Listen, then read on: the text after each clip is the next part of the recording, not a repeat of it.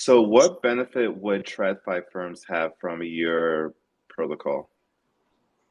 Yeah, I mean, the cool thing about DeFi is like top to bottom, you have proof of reserves. Okay, you have total indestructibility or programmable indestructibility, and that's just talking about what exists right now. So with DeFi, someone can really reliably, without a ton of upkeep, create a lending paradigm or create some kind of financial paradigm and not need to maintain it, not need a million quantitative analysts and customer service people, et cetera, working on this thing. They can just say, hey, market makers, get to work, and they can operate these systems in a really safe way. And if done correctly, a compliant way. And as time goes on, this will evolve into doing things that currently aren't possible in finance. So, for example, one of our open source systems that we encourage developers to fork is called Reliquary. You can find that in the Byte Masons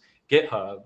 And essentially, what that does is we were tired of locking people's funds, so we created a system that rewards users based on maturity tranches. So we have like a system where you can deposit and withdraw on demand, but you're rewarded for depositing for longer periods of time. And we can configure it such that, let's say we want to reward users based on like a bell curve of maturity. And if they withdraw, they lose access to all their benefits, but they can withdraw. So not only there do you have an asset that's liquidatable. So think of these bond crises that are happening. Imagine if these banks could just pull the underlying U.S. dollar value out of their assets, and then what they would be risking is they would be risking the yield, which could eventually be invalidated. The convexity could be poor. But what we've created through this is we've created a system that can update incentives every single block. So on Ethereum, every 15 seconds, the way we incentivize users and the way we align incentives between users and the protocol updates. And what we're working on with Granary is the same exact thing for risk parameters.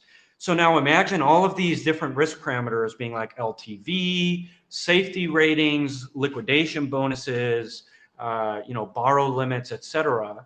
Imagine if a bank, without needing to underwrite every individual asset, could create a lending system that updates itself. And then at that point you have a system that can kind of act organically and that will be withdrawable top to bottom. And that is just not possible with existing financial infrastructure.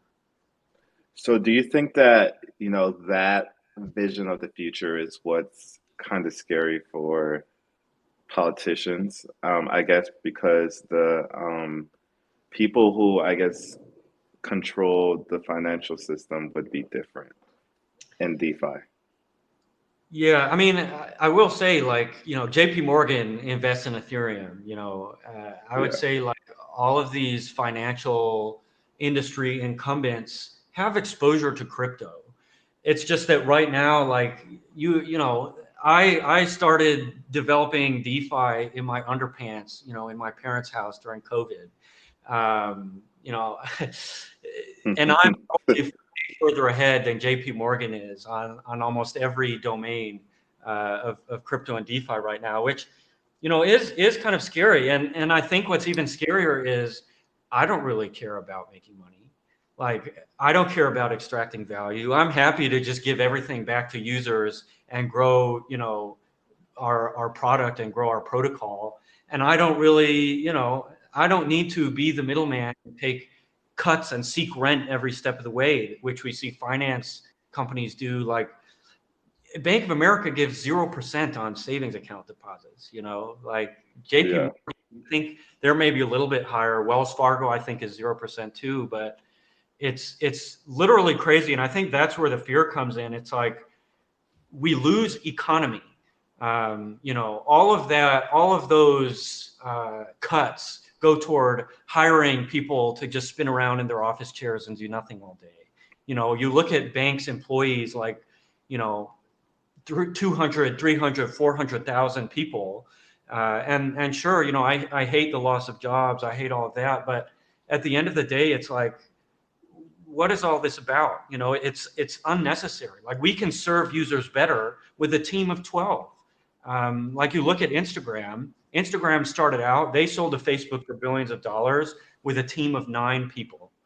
And sure, Yeah. once you become a big economic participant, you blow those numbers way up and just kind of exist as a public good, having infinite employees on staff, et cetera.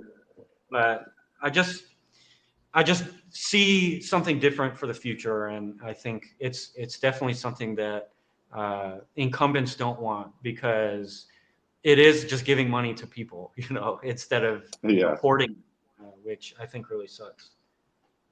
I agree. And like I feel like we talked about the benefits for the businesses, but let's also talk about the benefits for the users too.